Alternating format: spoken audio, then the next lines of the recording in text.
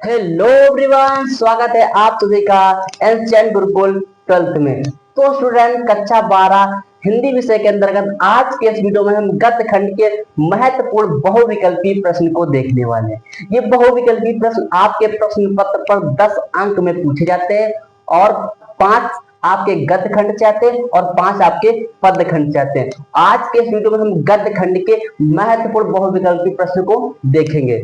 तो आपका पहला प्रश्न क्या है कि विचार और वितर्क के लेखक हैं महावीर प्रसाद द्विवेदी, जी सुंदर रेड्डी, या फिर हजारी प्रसाद द्विवेदी जी, या फिर राय कृष्ण दास जी। ठीक है, अब देखिए जो हमारा विचार वितर्क है, विचार वितर्क हमारा एक निबंध है और इस निबंध के जो लेखक हैं वो हमारे डॉक्टर हजारी प्रसाद द्विवेदी जी हैं। कौन है? डॉक्टर हजारी प्रसाद द्विवेदी जी हैं। ठीक है, अब देखिएगा दूसरा प्रश्न है कि जीवन और दर्शन के रचनाकार कौन है? रामवृक्ष बेनीपुरी, या महावीर प्रसाद द्विवेदी, या डॉक्टर संपूर्णानंद, या जयनंद कुमार। तो आपके जो जीवन और दर्शन के रचनाकार हैं वो आपके संपूर्णानंद जी हैं। कौन है? संपूर्णानंद जी हैं। ठीक है, आपका तीसरा प्रश्न है कि कर्मनाशा की हार कहानी के लेखक है शिव प्रसाद सिंह, जैनेन्द्र कुमार, या यशपाल, या फिर काशीनाथ सिंह। ठीक है, जो कर्मनाशा हार की कहानी के लेखक जो हैं वो हमारे यशपाल जी हैं। कौन है? यशपाल जी हैं। इसका ग number is the right answer. ठीक है, आपका जो 4 नंबर प्रश्न है कि आचरण सभ्यता के लेखक हैं। आचरण सभ्यता के लेखक हैं रामचंद्र शुक्ल, या फिर महावीर प्रसाद द्विवेदी, या संपूर्णानंद जी, या फिर हजारी प्रसाद द्विवेदी जी। तो जो आपके आचरण की सभ्यता है ये आपके संपूर्णानंद जी की है। किसकी है? संपूर्णानंद जी की। ठीक है, आपका 5वां नंबर प्रश्न है कि ज्ञानोदय पत्रिका के लेखक हैं कन्हैयालाल मिश्र प्रभाकर, बालकृष्ण भट्ट, या प्रताप नारायण मिश्र जी, या कार्तिक प्रसाद खत्री। तो जो आप ज्ञान उदय पत्रिका के जो लेखक हैं वो आपके हैं कन्हैयालाल मिश्र प्रभाकर जी। का नंबर राइट आंसर हो जाएगा। ठीक है, आपका 6 नंबर प्रश्न ये है कि ध्रुव स्वामिनी किस विधा की रचना है? कहानी है, नाटक है, उपन्यास है, या फिर आत्मकथा है? तो ध्रुव स्वामी क्या है? ध्रुव स्वामी एक हमारा नाटक है और ये इसके लेखक का नाम आप लोग कमेंट में बता दीजिएगा। ठीक है, अब देखिएगा आपका 7वां नंबर प्रश्न है कि कफन किस विधा की रचना है? उपन्यास है, नाटक है, कहानी है, या संस्मरण है? तो जो आपका कफन है, कफन एक कहानी है। क्या है? कहानी है। आपका जो 8वां नंबर प्रश्न है कि हिंदी की प्रथम डायरी के लेखक कौन है? यहाँ पे कौन लिख दीजिए, कौन है? का नंबर है धीरेन्द्र वर्मा, खा नंबर है सुंदर लाल, और गा नंबर है नरदेव शास्त्री वेद तीर्थ, और घा नंबर है कि धर्मवीर भारती। तो जो आपकी प्रथम डायरी के लेखक जो हैं वो नरदेव शास्त्री वेद तीर्थ जी हैं। ठीक है, अब देखते हैं आपका प्रश्न नंबर 9 क्या है कि द्विवेदी युग के लेखक हैं सदन लाल मिश्र है, या राकेश मोहन है, या अध्यापक पूर्ण सिंह है, या रामचंद्र शुक्ल जी हैं। तो देखिए सदन लाल मिश्र द्विवेदी युग के लेखक नहीं है, राकेश मोहन द्विवेदी युग के लेखक नहीं है, और जो हमारे रामचंद्र शुक्ल जी है ये भी द्विवेदी युग के लेखक नहीं है। तो अध्यापक पूर्ण सिंह द्विवेदी युग के लेखक हैं। ठीक है, अब देखिए 10वां प्रश्न है कि महके आंगन चौके द्वार के लेखक हैं कन्हैयालाल मिश्र प्रभाकर, प्रताप नारायण मिश्र, मुंशी प्रेमचंद, या फिर भारतेंदु हरिश्चंद्र।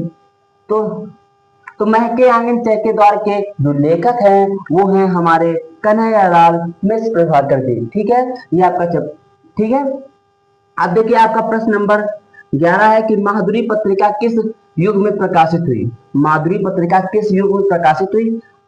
भारतेंदु युग में प्रकाशित हुई, या फिर द्विवेदी युग में प्रकाशित हुई, या फिर शुक्ल युग में, या फिर शुक्लोत्तर युग में? तो जो आपकी माधुरी पत्रिका है वो आपकी भारतेंदु युग में प्रकाशित हुई थी। ठीक है, ये बात आप लोग याद रखना। ठीक है, अब देखिए प्रश्न नंबर आपका 12 है कि शेखर एक जीवनी के लेखक हैं।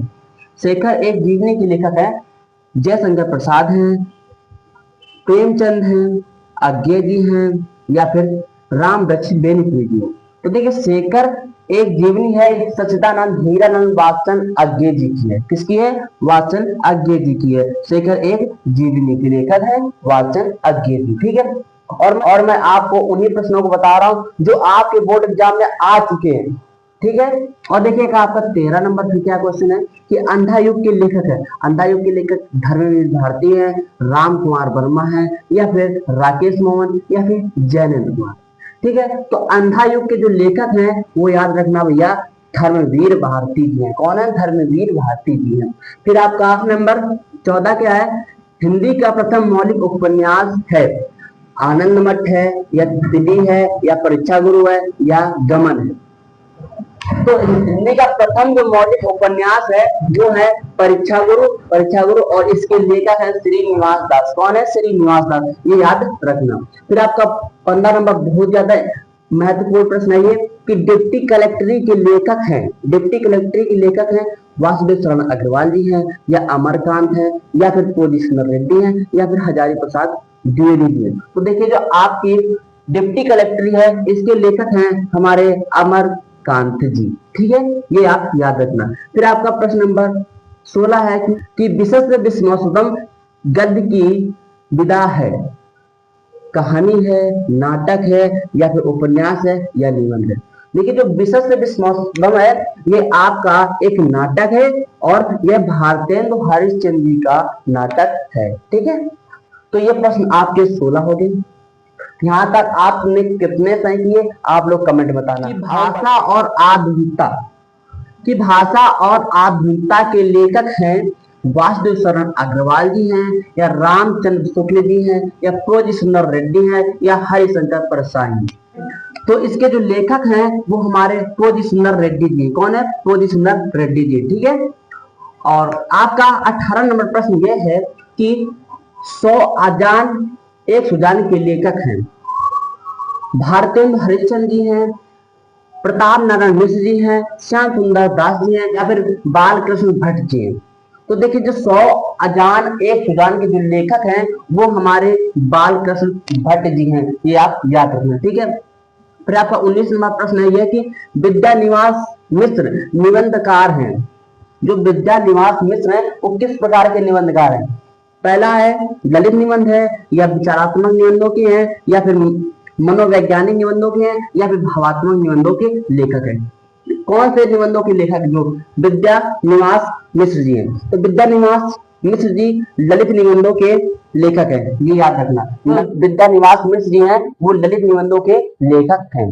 ठीक है, ये आपका 19 नंबर प्रश्न हो गया। अब आप सोच रहे हैं उनकी 20 नंबर प्रश्न कहाँ है? तो 20 नंबर प्रश्न आपके स्क्रीन पर है, और आप इस प्रश्न का उत्तर हमें कमेंट सेक्शन में बताइए। और ये भी बताइएगा कि आप इन प्रश्नों में से कितने सही हैं। मिलते हैं अगले नेक्स्ट वीडियो में, तब तक के लिए जय हिंद, वंदे मातरम।